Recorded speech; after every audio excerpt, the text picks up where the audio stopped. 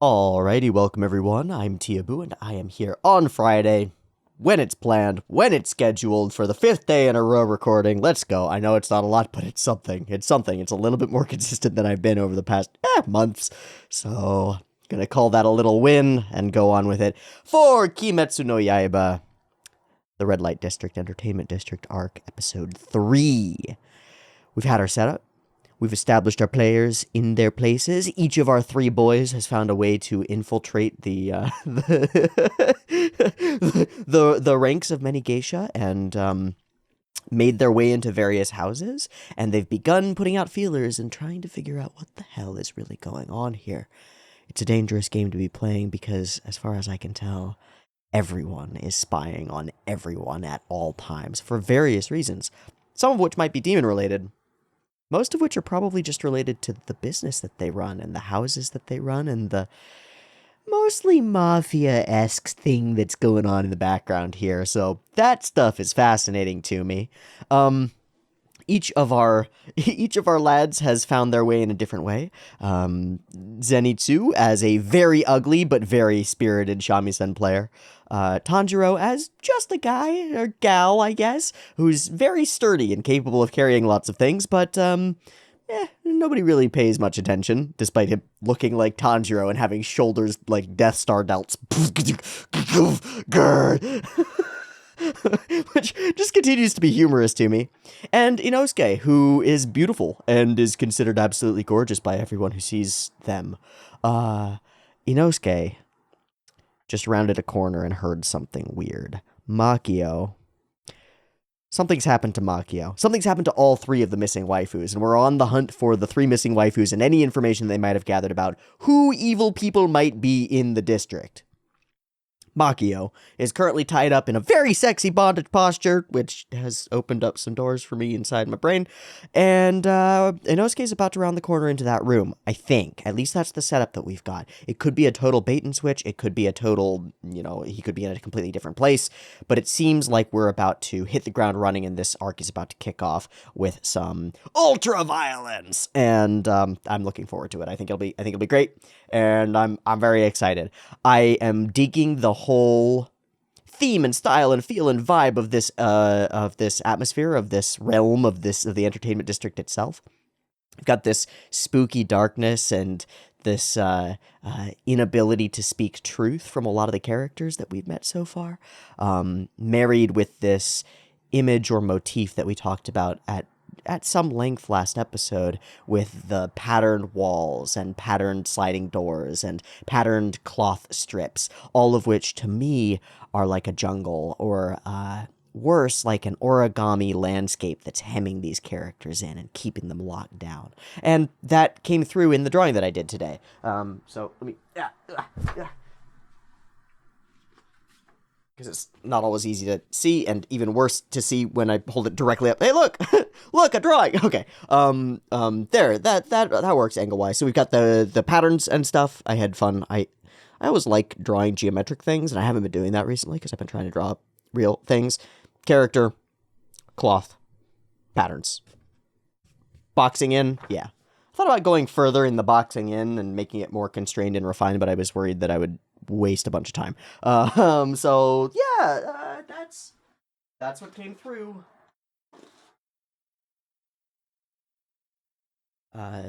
That's what came through, and that's where we're at still, sort of sitting in limbo there for a little bit. I missed Kimetsu last week, in large part because I went and I got very excited about going and seeing a concert last Friday, which ended up taking the place of doing the thing that I was supposed to do. It was a great concert. Went and saw Mastodon, Gojira, and Lorna Shore. Missed Lorna Shore because they were opening and we got there late, but saw Mastodon and Gojira in concert in a huge forum with like 16,000 people in the Kia forum. It was kind of awesome. Anyway, that's kind of just an aside. Just wanted to let you know what happened last week.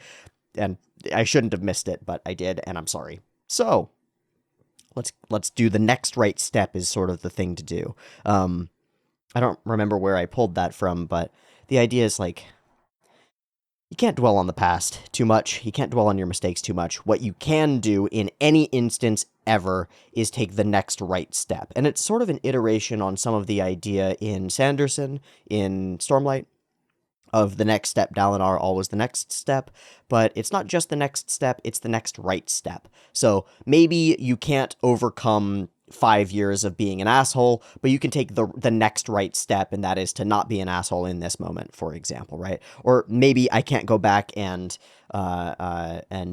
recover the time that I've lost or videos that I've missed, but I can do the next right step, which is to wake up in the morning and record a video and do the thing that I'm supposed to do, right? So that next right step is the next thing, and the next right step is to watch episode 3. So we're gonna watch episode 3. I think that's it. Let's get into it. I've got episode 3 up and ready to go. There'll be 2 versions, picture-in-picture in the no picture-in-picture, right? Kimetsu. I'm not doing picture-in-picture.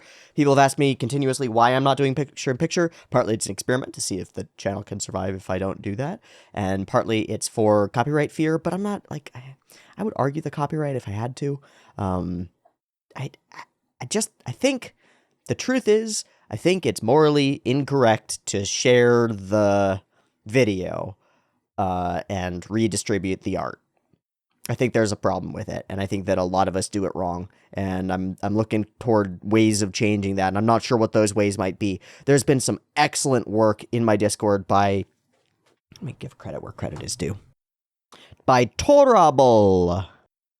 Yeah, who has created a set of Temper Monkey-based scripts for running a YouTube video on a browser and then running an MPV instance, so mpvnet.exe, MPVnet player, which is a great open source video player, and enabling them to not only sync up, but sync plays and pauses. I haven't done my due diligence to, like, go through it and figure out how the fuck to make it work for the future, but there's been a lot of movement in that direction in creating really robust, like, syncy scripts, and I think it's really cool, and I want to turn my attention to it and try to build it into something a little bit more, and work with Teeaboo and some of the other people who've been contributing. But it's been a wonderful experience since a while ago when I posted that video about if you're a reactor or you watch reaction videos, you need this stuff.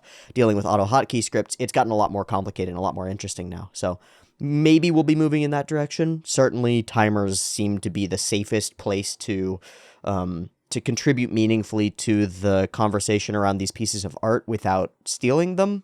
Seems to be important to me. Anyway, no picture-in-picture version for now. Timer-based version up on YouTube. Beep beep timer to count you down for Kimetsu no Yaiba episode 3. Entertainment District Arc episode 3. Let's get into it.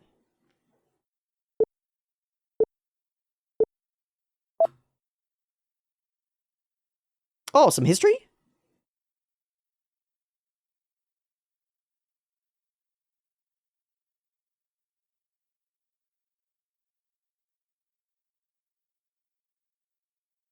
Who you? I mean, obviously one of the tippity top tier. Oh. Oh, that's a little more evil.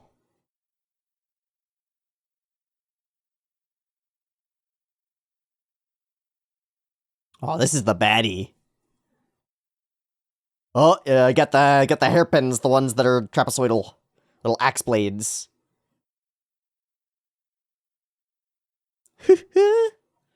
Retro. Well, you're dead.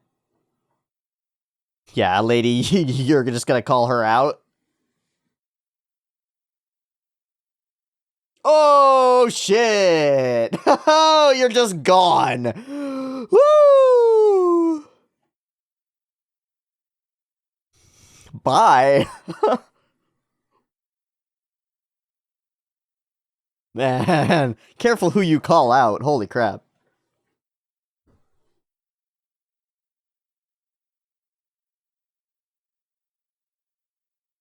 So flashy.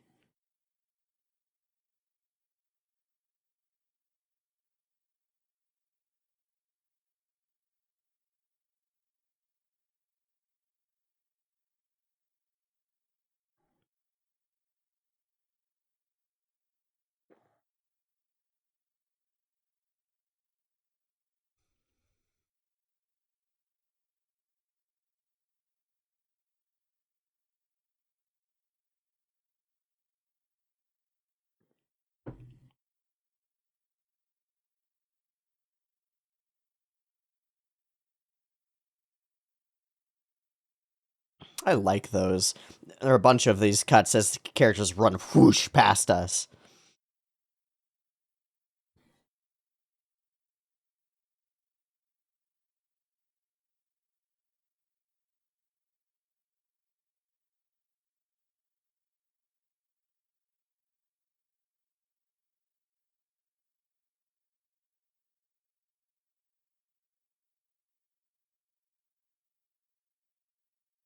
Very cool. Very cool. I like that OP so much. What are you? Who are you? Who are you? Oh. This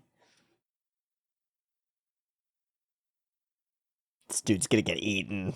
And not in the fun way. That was very fun. Wow. The whole landscape, huh? Very fucking fun. Ogimoto House.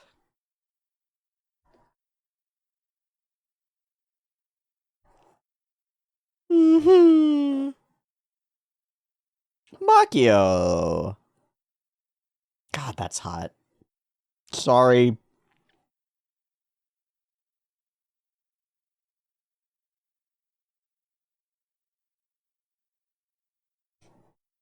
He's gonna walk in and there's nothing. There's nothing. It's all a bait and switch. Come on.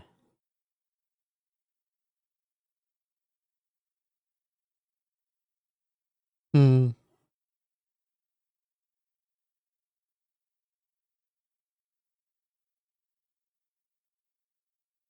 I mean, transferable skills, you know?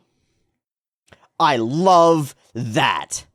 I love that there's a character who's not already all made up, who's like doing her thing.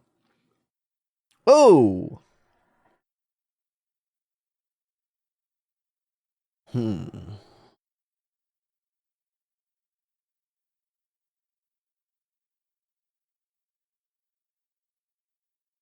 Who's crying?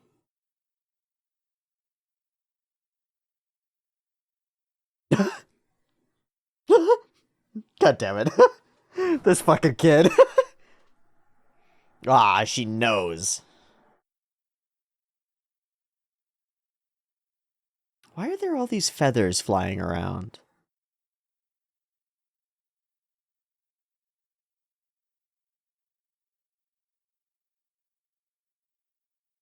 Ow!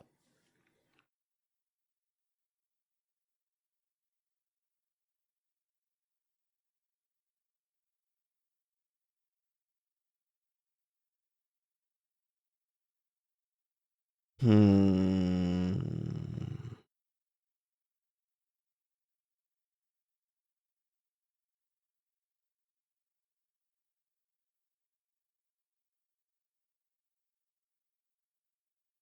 Trust your vibes, man. Inosuke, you got the best instincts of any of us. Yeah, no, not your style at all. Bust in, and there's nothing. No? Whoa. What the fuck? All the slices on the walls, though.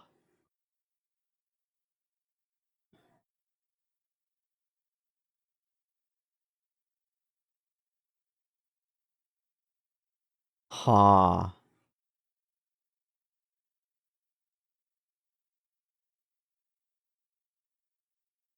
What?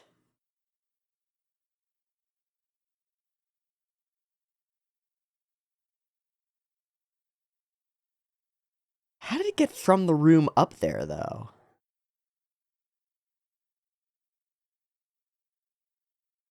Gosh, that pretty girl has a very, very deep and angry voice.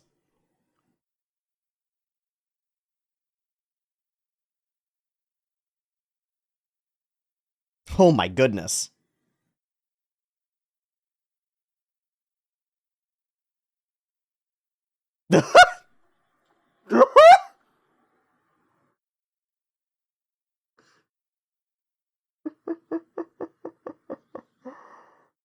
Oh,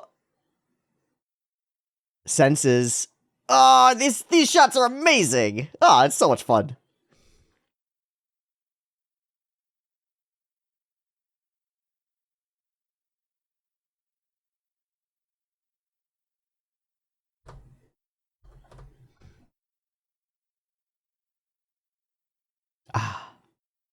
A crisis.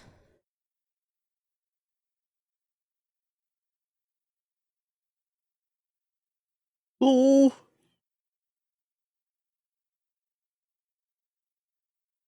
Ooh.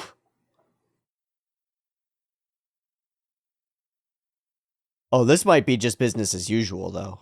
This might not be demon related at all. No, I'm crying because you're so ugly.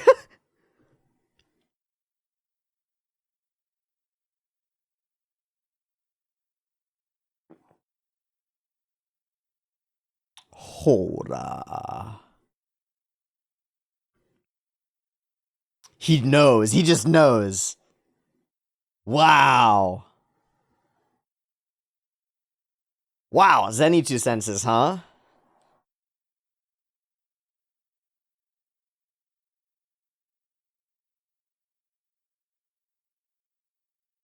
So is that the same person? She traveled from there to here? Yeah. But she's not aware of you.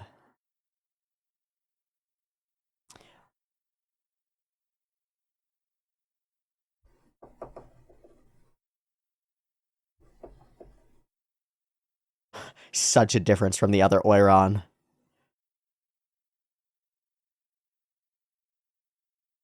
Man, the red with the yellow on the eyes is amazing. Bussai! Oh my god, her voice actress. Oh my god. Holy shit.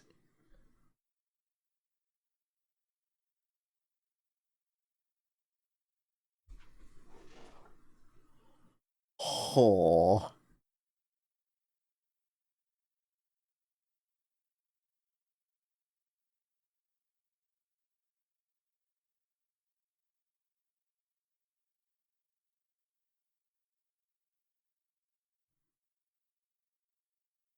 Fucking bleeding from the ear. Yeah. All right. My guy. My guy. Hold on. You know that's an upper Kizuki. Holy shit.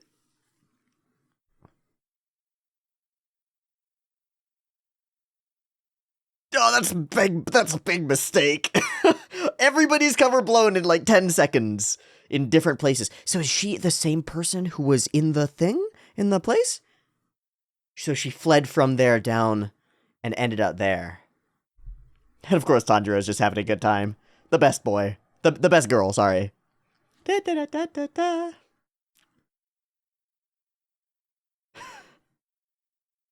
Expert flower arrangement.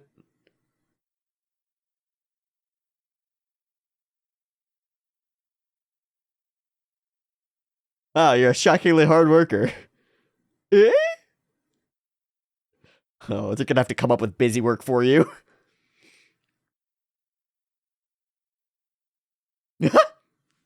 Bam, wham. You're done. Stop. Stop it. do, do, do.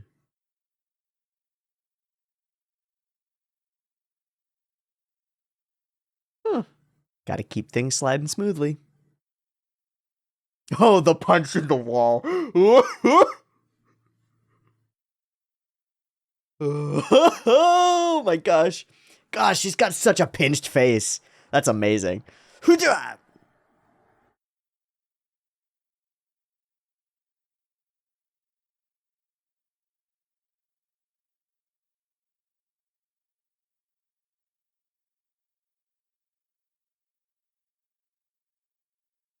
Not ladylike at all. Oh my god, we're back here! Oh, I love that we keep cutting away to different places.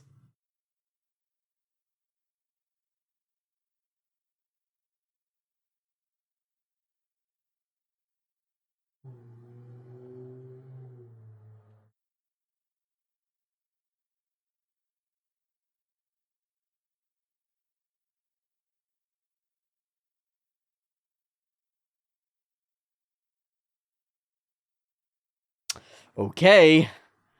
That could be a killing blow, but I don't think it will be. Because she wants to keep her cover. Oh, that's the owner of the house who died 2 days ago, right? How do you think that she's doing that? Warabi-hime.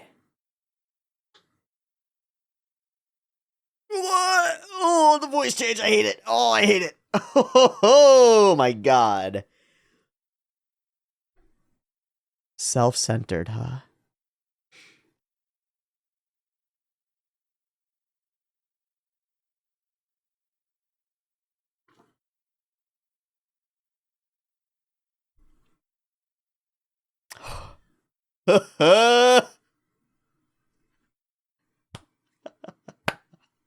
Oh, and we flip-flop back. Wow, it's amazing.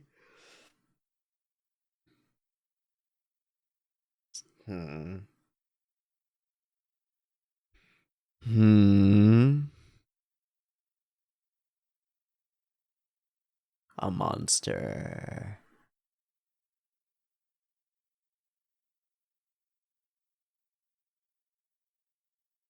Mm. And the idea is it can happen without you being a demon. Princess, right? Royalty.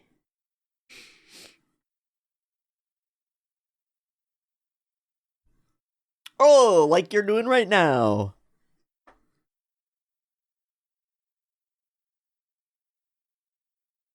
Oh my God, she's gonna try to kill her. The lights go out.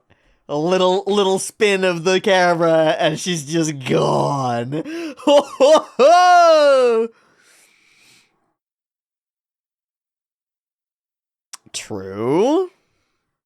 Don't call out a psychopath to their face. Oh, that's great.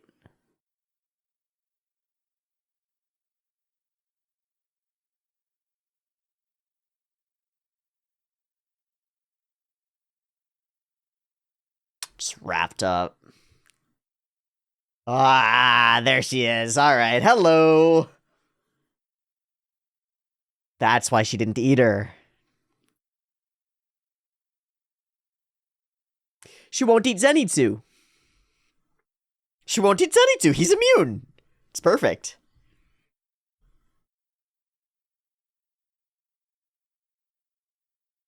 It's a cool angle choice. Wow.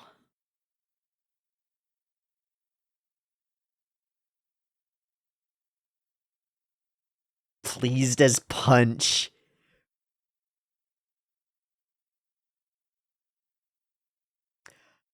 Oh, hi, buddy. Hello. Oh, yeah, what's their relationship like? Huh. He's being nice. Ah!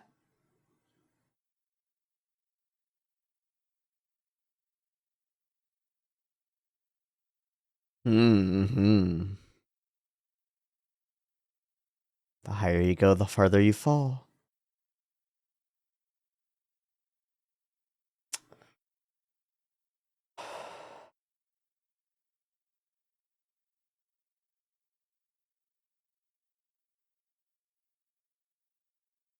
An asymmetry of power.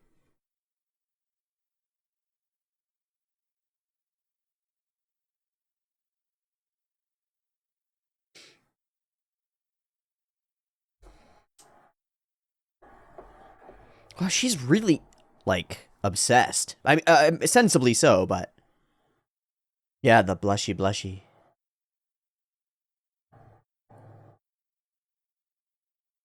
Oh.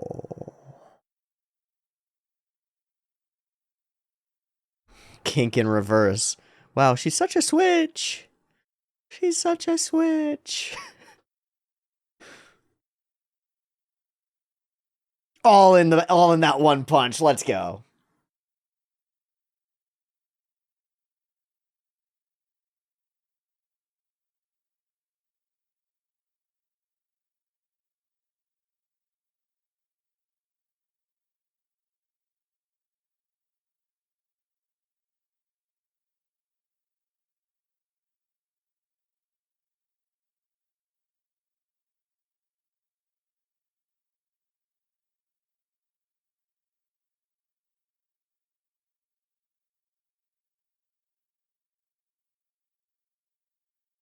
Let it slide for now.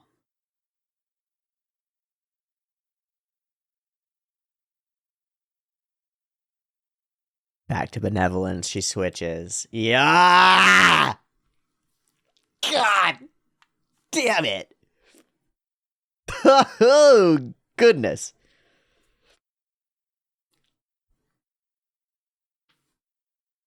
Oh, it gives me the wibblies. Whoosh.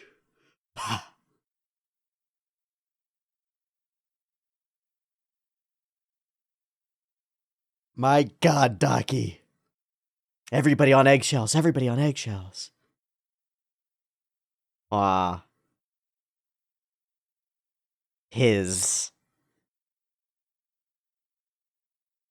Ah. Ah, ah, ah.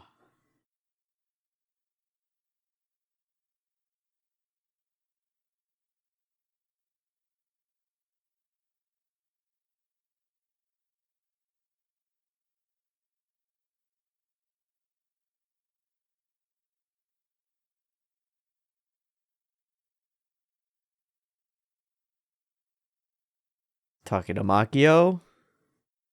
Talking to who? Wait. Yo, the girls are right there.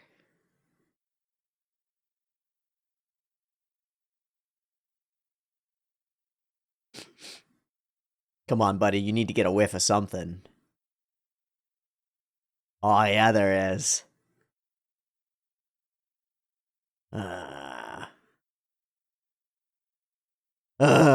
Something creepy. That's Fiend. All right.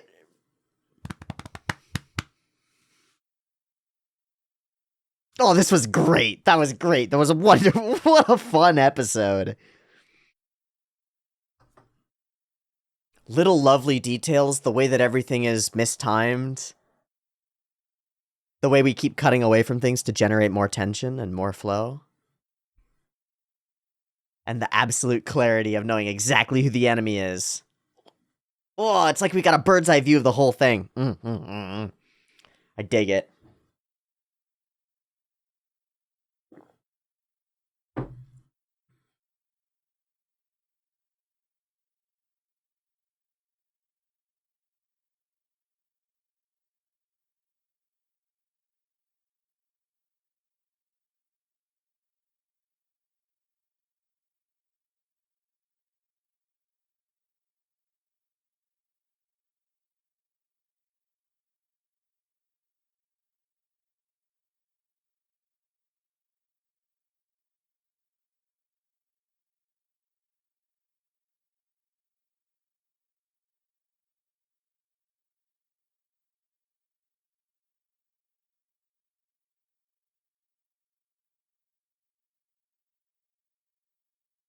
All right, we get a Taisho secret? No, more. Go, time for your torture. It's torture time. God damn it, we replaced the trio with a new trio. You got smacked the fuck up, bro.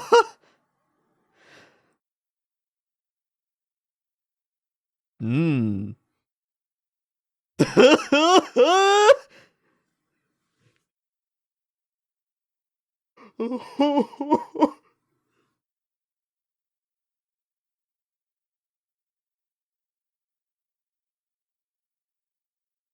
It's pretty bad. Standing in, yeah.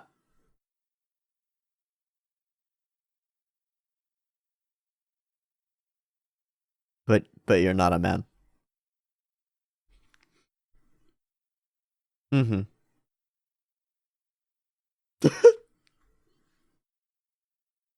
Stupid.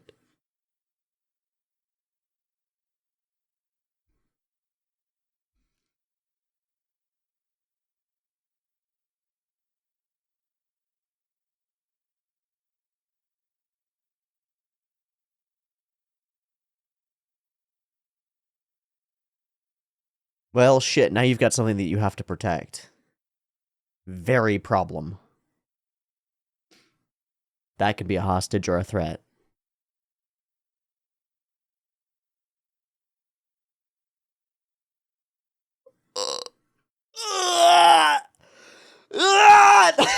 Oh my god! Amazing. Oh, beautiful. Oh no. She doesn't eat that shit, dog.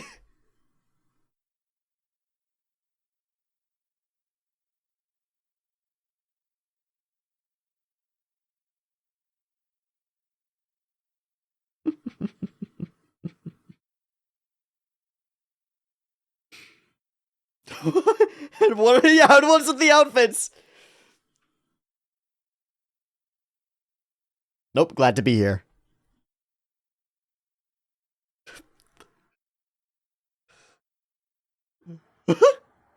Beautiful. Beautiful. Okay, and that's it. Oh my god, that last second was amazing. That last second was amazing. They give us the happy shinies. Oh,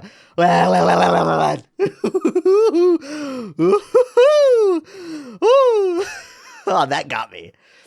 That got me good. That was great. I'm digging it. Oh, it's so scary. It's so good and spooky. There are so many people who you want to protect. So many of the ideas are just right. You've got all these people who are, quote, as they say, just have their hands full looking out for themselves. So altruism doesn't come into anybody's worldview. You got to survive in this landscape, man. And they know that the way to survive is kowtowing to the Oiran, who has ultimate power in the house as far as they can tell. And does, like, legitimated ultimate power in the house over almost everyone, and everyone bows to her. Everyone's terrified of her. Even the ones who don't suspect anything is truly untoward. She's got that much authority, literal, genuine, again, legitimate authority, along with the illegitimate authority of horrifying threat. Oh, I love the nonlinearity of this episode. I think that's the strongest point of the whole thing, is the ability to chop us away from certain scenes and let them brew, let them simmer, let them build tension in the background as we cut away and observe something else before we come back and witness. There's a whole sequence that happens mid-backhand, right? She backhands Zenitsu, and he's about to go flying, and in that moment we cut away and we're somewhere else and we show a bunch of different other things. We build a bunch of this stuff up. And then we cut back and it all comes to bear. It all comes to fruition in that moment. It's awesome. It's awesome. I love the sort of flip-flop. I said it sort of jokingly when it happened. It was like, wow, she's such a switch because she's so hard dom all throughout. And then as soon as Muzan is there, she is a kinky sub, like completely subby. Amazing. Amazing power dynamic, and it's exactly the same sort of thing that we saw with Akaza during the film and during right after the film, is like these characters get their how do you put it? They're desperate for the respect of Kibutsuji Muzan, like a child to a parent. Right? Like, Dad, look what I did. Wow. Like, look how good I'm doing. And he has the power, cruel as he is, tyrannical father power style, to dismiss them, and it's crushing. It's like what happens to Akaza, where he literally crushes him physically, but more than that, by far, like far worse than the physical pain that he puts Akaza in, is the psychological discomfort, where Akaza's like, well, I mean, I killed a Hashira, that's pretty good. And Muzan's like, why haven't you killed all the Hashiras? Bitch, you suck. And you call yourself a child of me? You call yourself one of my minions? And you've only done this? It's like, no! Oh no! My father is being so cruel to me. And then on the flip side, they're like on the edge of their seat waiting for any words of praise because they're like, oh, cherishing that it's worth everything to them. But of course it's worth nothing because it can flip on a dime, and Muzan is not predictable and is terrifying. And so that all echoes down into the relations that these individual demons, emblematic as they are of various elements of being, the way that they interact with the rest of the world is like It's a flip of that power dynamic. It's like the old idea, which is somewhat justifiable, that you get the kid who gets abused by their parent at home, who is like meek and abused at home, goes to school or a situation where they're in a different power dynamic and immediately becomes the abuser, the one who causes harm. It goes in through the ears and out through the mouth. It's like you express what you take in, and they do exactly that in this weird abusive dynamic that they each have with Muzan.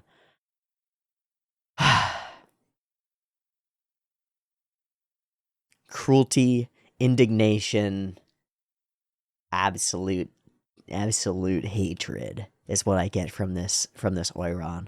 It's awesome. It's awesome. The black and white scenes are cool. The red and white scenes that we get a little bit later are lovely. Just lovely. And we pop out of that to get the actual murder, the killing of the house mistress. But this is distant past is the idea here, right? This is Edo.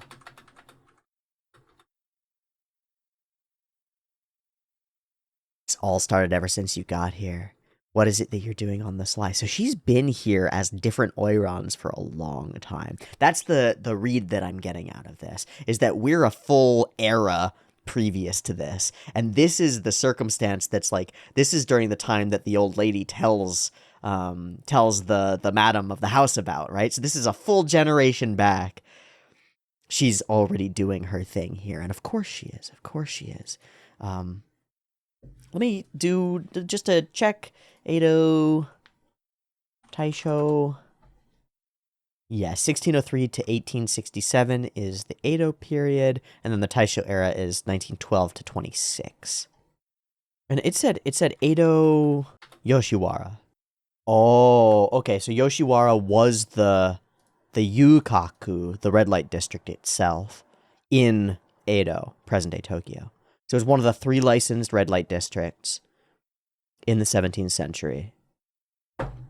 Oh, Wikipedia rabbit hole. Don't go down the prostitution in Japan Wikipedia rabbit hole. There's lots of interesting stuff to learn there, but it doesn't matter. So, it's like a generational threat that's been there for maybe 100 years, maybe 200. Who knows? The creepiness of doors closed, doors open, and you don't know what happens behind the closed doors is it's just right. It's just right. It manages to, in some ways, to like indict the whole process of organized prostitution that's occurring without ever talking about the direct nature of what's going on there. It's instead all focused and wrapped around the demon, right? And the demonic nature of her and the deaths that occur and all the things that the disappearances and the ashinuke and all of that stuff. It's all wrapped up around this supernatural occurrence. But the events that happen all have this tinge to them. So it further justifies the hypothesis or the thesis that I have about Kimetsu no Yaiba, which is in the same way that like Full Metal Alchemist is explicit in this. It takes each of the sins and represents them as a character, and you take all of the elements of that sin and you mash them up into that character, and you have battles with them and with the particular characters who are most related to that. Mustang versus Lust, right? You've got these particular battles that have particular ramifications psychologically for the fight against the meta-organisms that are human nature, something like that. And here in Demon Slayer, demons are an extension of human nature in many ways, whether that's sloth and the desire to live in a kind dream and ignore all the things, right? And that echoes out through the people who are influenced by it, and they produce evil actions in order to fulfill and to maintain their nice dreams that they've got. Or it's rage and envy, and I'm not sure what akaze is exactly, because the lines are blurry. It's a blurred out thing. But here, I mean, it's she becomes representative of the whole murderous, dehumanizing institution that is large scale entertainment district style slavery and prostitution that's going on, or indentured servitude and prostitution, however you want to put it. She's emblematic of it, and everything that she does fits it. From the condescension to the indignance to the self-justifying behavior to the destruction of others to the brutality and physical violence upon the children who she has more power over, to the threats all built on finance and all built on authority and hierarchy that she uses against everybody in there. And then under the surface of all of that is, at core, a lack of confidence in herself because she's desperate for the leavings of Muzan, you might say. Whatever kind words he might cast her way, she's absolutely desperate for. Fucking fascinating. Extraordinary. So the introduction of this fucking guy is amazing. And I love that we give him a goofy face just so that we recognize him when Zenitsu or when Inosuke punches the shit out of his face. Excellent. Really excellent.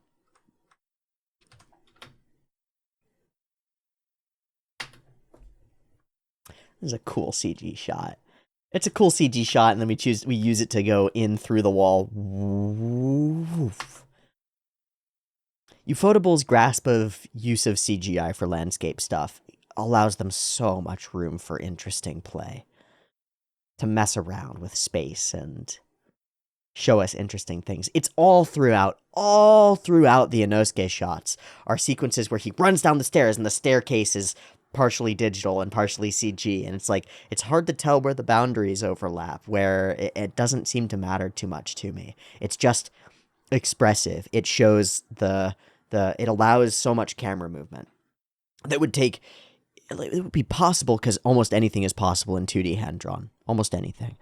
But would be prohibitively expensive and time-consuming to draw. And so the advent of these digital tools enables so much. All right. Set up, and we cut away from it, right? Like, we only get up to the same place where we cliffhanged for the last episode, and we cut away from it. We start to establish this non-linearity of the episode, and this willingness to chop from one segment to another segment to another segment.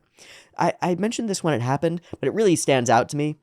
This character who's desperately, rushing to tie her hair back and get her, the bow on her sash isn't completely straightened out, right? Everybody's hustling and bustling. It makes the place feel alive. It makes it feel more real to me, right? It's not just all these prim proper. So I know you call them oiran, but what do you call the individual members of the house? Are they geisha? I don't think so, because that's a different era thing. It's a different thing. Back to the Wikipedia. Hold on. Okay, there we go. Yujo, literally woman of pleasure, the rank and file prostitute. So Yujo, Y-U. With a line, so Yujo. District's rank and file prostitutes. Kamuro, young female students. Shinzo, senior female students. Hashijoro, lower rank courtesans. Koshijoro, high ranking just below Taiyu. Taiyu, high ranking courtesans. Oiran, who were the tippity-toppities. Yarite, the older chaperones for an oiran. And the Yobidashi, who replaced the Taiyu when they were priced out of the market. And it's unclear what that is, actually, because that is the announcer for sumo wrestling, is what comes up when I look that up. Okay. In addition to the courtesans, there were also the geisha, and the lines were officially, sharply different between geisha and courtesans. In reality, however, there were a lot of exceptions and a lot of crossover, which makes sense. Okay, interesting. So in this case, this would be an average normal district's rank and file prostitute. So this would be a yujo, something like that. And that takes me to Japanese Wikipedia. So that ends up being a longer rabbit hole than I want to get deeper into, but I still think it's pretty cool. We get this hustle and bustle. It makes the houses feel alive, and that's cool. And then we get our touchstone characters, like the nice oiran that we met last episode, the two attendants that she has, the young students, I think is the way that we would frame it. And then we get the trio who Zenitsu becomes friends with here. Oh, baby. Oh, boy. Everyone's gloomy and they're all keeping their mouths shut. So he closes his eyes and he listens up. A crisis appears. Yeah, so good. So good. Ah, yeah. Gross. Kind of hot. Mostly gross. I'm getting this bad feeling. So he trusts his instincts, hops on in, and things are weird in here. The mattress is torn up, so that's why there is down floating around. I think most futon-style mattresses are filled with cotton batting as opposed to down fluff. But what the fuck do I know? Shattered mirror. And all this stuff on the wall. I was hoping that we would talk about what the fuck all this stuff on the wall is, because it's really quite interesting to me that there's this sort of crazy thing. Like, what is this? Genuinely, what is it? Is this Makio's room? Are these, like, elements that she's putting together and drawing a red string through to figure out what's going on? Is this a collage? It doesn't feel like it's an art piece. I don't know. Of course, the most obvious element of the room is the gigantic, like, inch-thick, multi-inch deep slashes on all the walls and the lights and the everything else. Like a demon was here, maybe, something like that. Fucking nuts. So yeah, unclear what all of this is. Although, it's quite possible that a Japanese speaker might be able to get bits and bobs, glean some things from, like, some of the larger text that's in here. I wonder if any of you could let me know what you think this represents. What is this wall of stuff? I don't know. Damn you! And he calls them out. That's pretty cool. The shattered bowl of noodles. Yeah, it's pretty cool. And we get these. Again, it's that integration of sort of digital landscapes, digital shots. Everything shifts, everything moves, and that's exactly right because it's the house itself that's against you. Inosuke's fighting the realm itself, the house itself.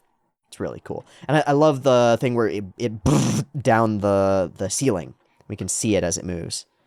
There. Just right here, where we get this little warp on the ceiling as it moves past, right? And little bits of smoke. Little bits of dust. Then, of course, the big pounce. Bam! Oh my god! And there's a moment where he full senses it.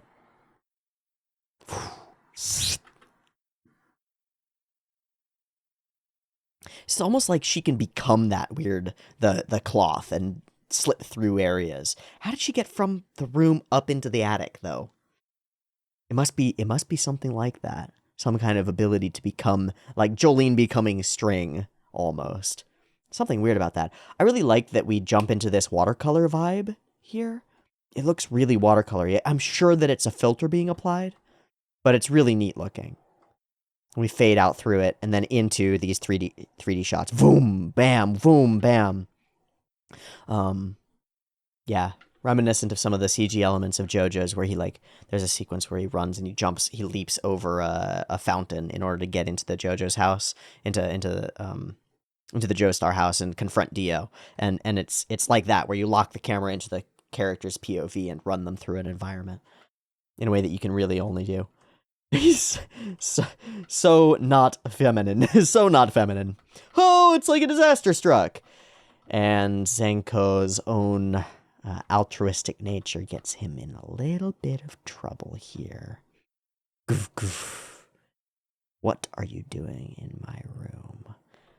Suddenly a sense of something bad. I love how her pupils look. They mimic the axe blade style on the pins. I like how they look. They're like dripping down, dripping through.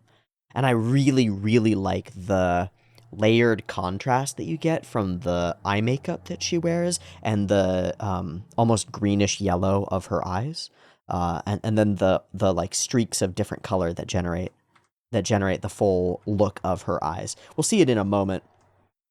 So here, where it's recolored in like almost day for nighty blues, it doesn't really show up for me. But once we get here and we can see her in the light, like cat's eyes, something about that. First, it's almost a slitted pupil, which how do I put it?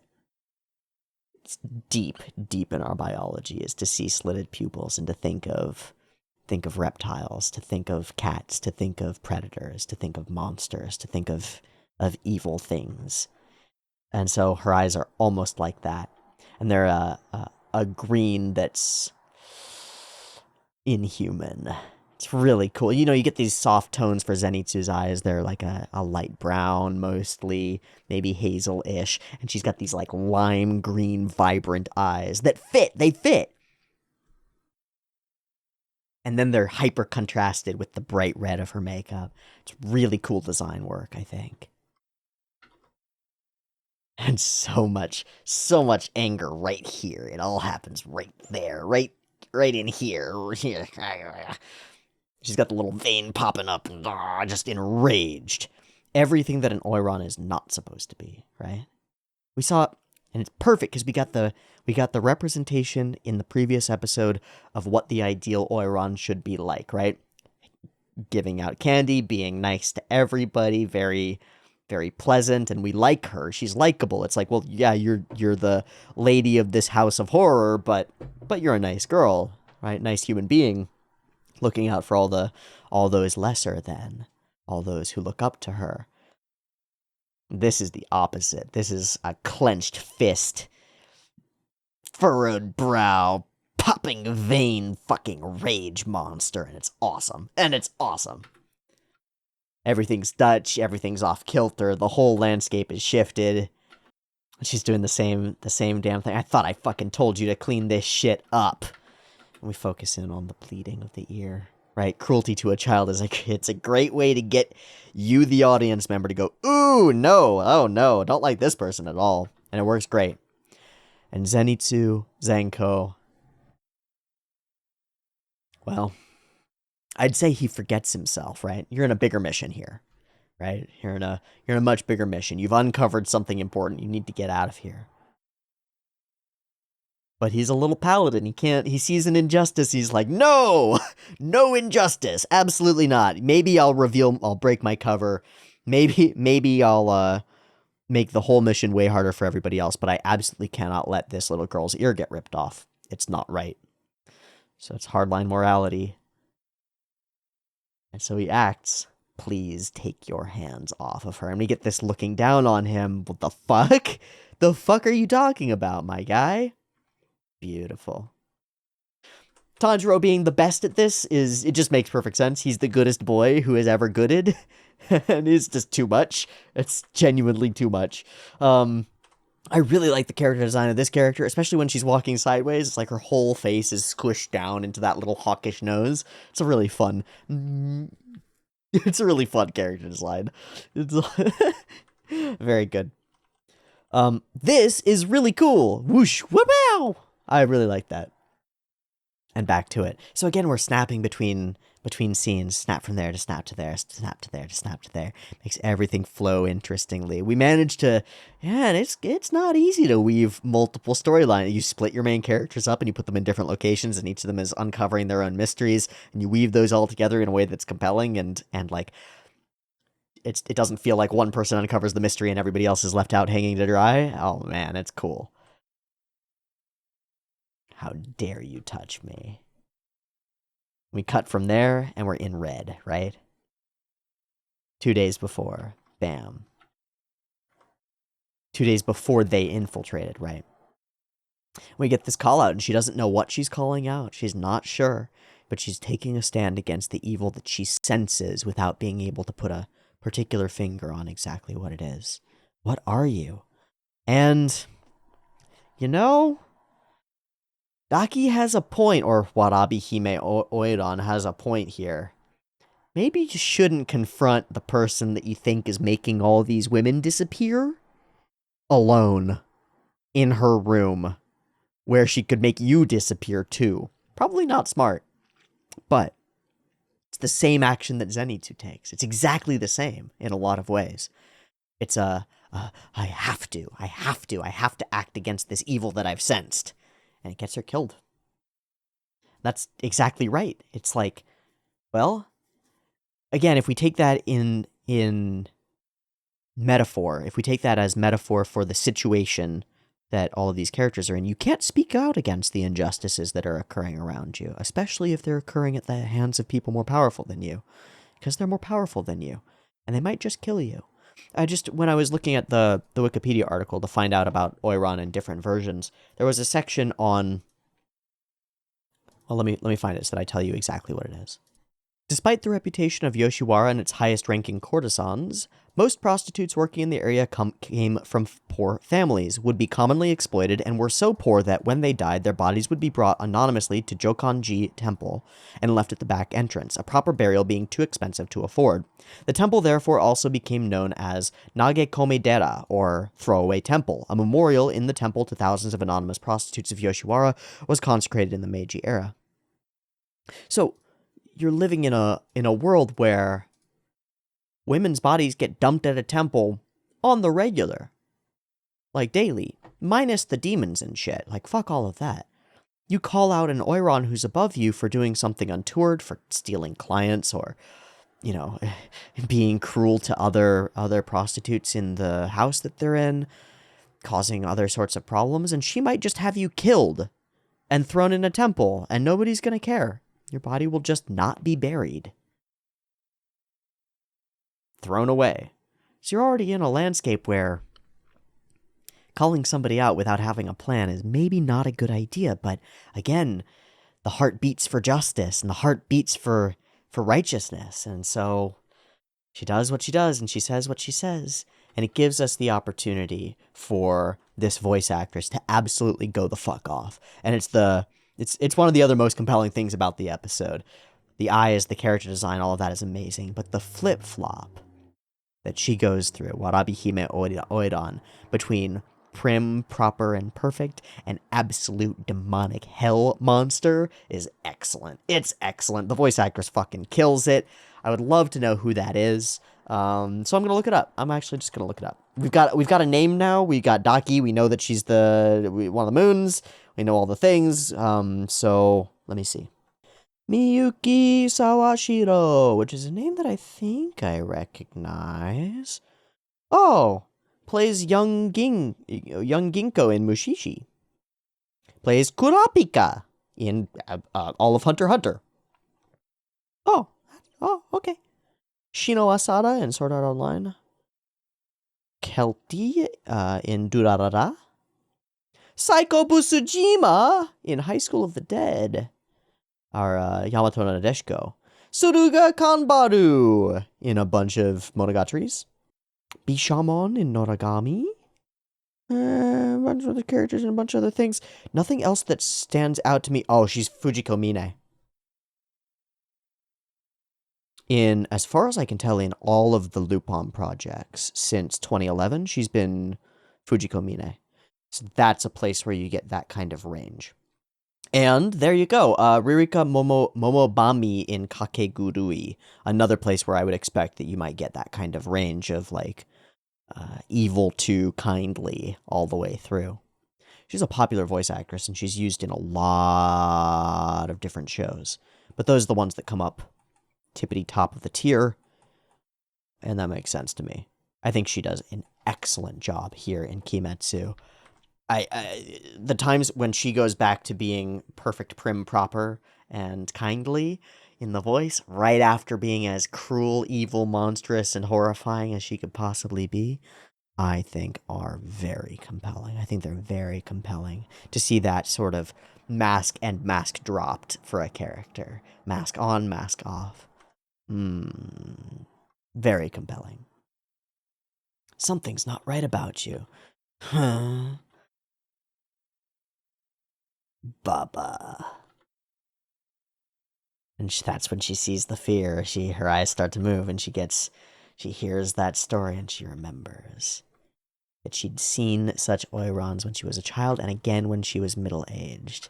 That they often put Hime in their names, and had a tendency to cock their head to the side and glare at you from below. A unique habit they shared. You're like them. Maybe you are them. Maybe they were her. How many hundreds of years has Daki been here, playing this same game, disposing of bodies as she goes?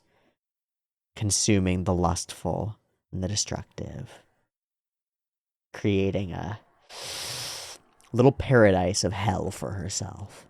Oh, it's excellent. And whoosh, and away we go. You really shouldn't have said anything about that, lady. We get to see her in her fullness and her evil, sexy garb. Yeah, it's, yeah.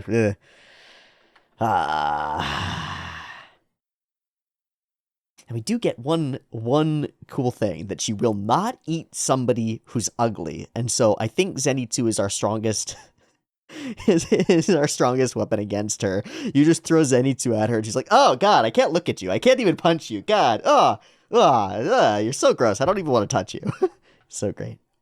And just daintily walks her way across the rooftops, smiling as she hears the chaos that she's sown.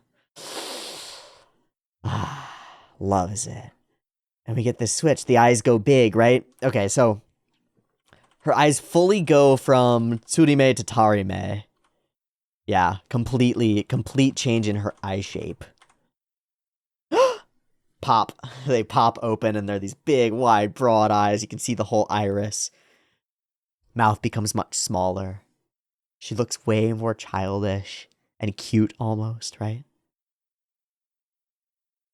Because the power dynamic has shifted completely. This is what I mean by complete sub.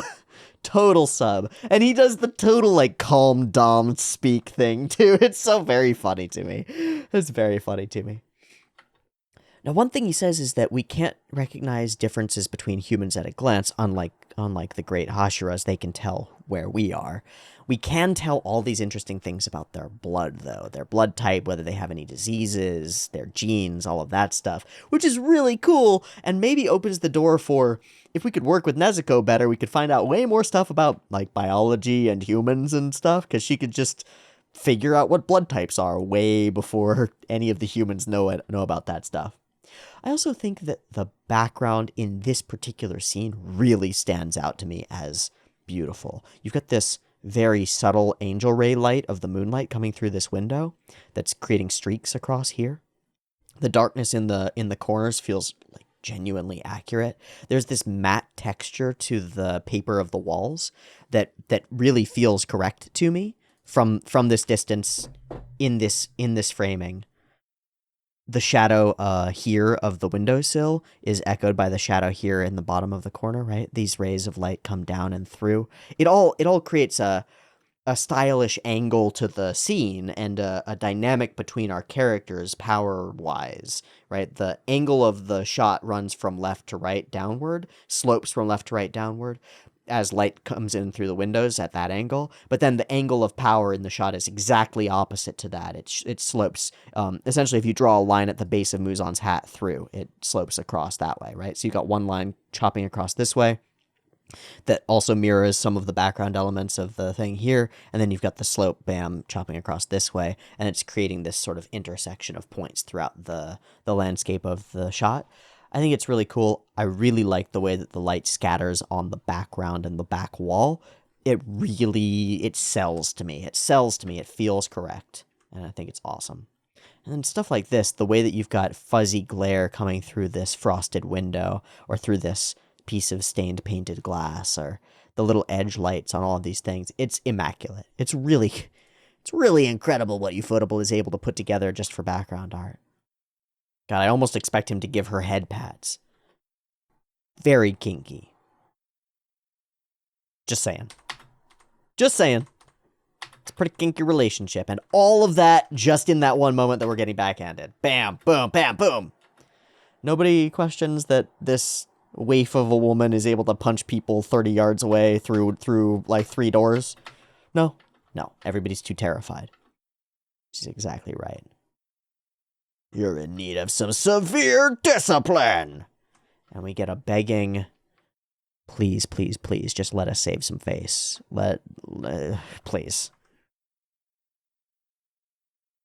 And then she snaps back at it. We gotta hear it. I suppose I was... Oh, it's in English. No! Oh, God, it's so much worse. 入ってきたばかりの子にNeeds. 楽当たりすぎたね。すぎたね。Fuck.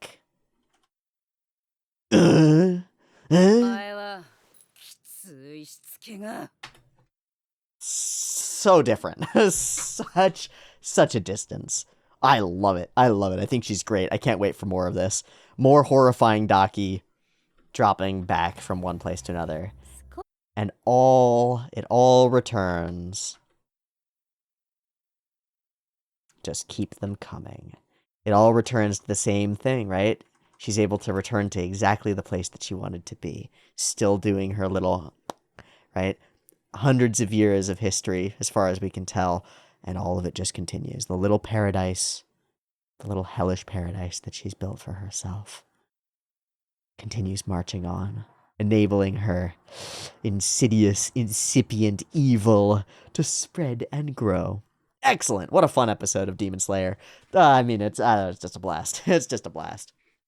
And we managed to get a ton of movement in a ton of different directions without like everything shattering, right? It's not like we come face to face with the enemy and we really understand what's going on. We have a bit of a reset here, and suspicions grow, and we're clear about who we think is really the problem here, but it's more complicated than that. We have to figure out what to do next. Maybe report to Tengen Uzui. Maybe figure things out. Awesome. I think it's awesome. I think it's really cool. I've had a lot of fun with this episode, and I hope you have too. If you enjoyed the work, those things on the channel and Patreon in the description for early access. It's $1. That's what I've moved to at this point. Early access is back. It's on a week schedule, so there'll be one episode up on the YouTube, on the Patreon before it's up on the YouTube. But that's $1 for everybody. So hopefully that makes it even eases my conscience a little bit, because it's way more accessible to way more people, and I think that's where I'd like to pivot to and where I'd like to go with this. Anyway, thanks for watching. This has been a lot of fun. I'll see you next Friday for more Kimetsu no Yaiba. And just because it's important to say, I said it at the beginning, but that's 5 for 5 this week, and that's pretty good. It's way better than not getting the 5 for 5 this week, so there you are. Those of you who've been clamoring for a little bit of consistency, that's 1 week checkbox. And so we'll move on to the next week, and we'll do it again. And then we'll do it again, and then we'll do it again, and we'll see how it goes from there, and how life changes as I dig myself out. Thanks for watching. See you next week for more Kimetsu. Peace.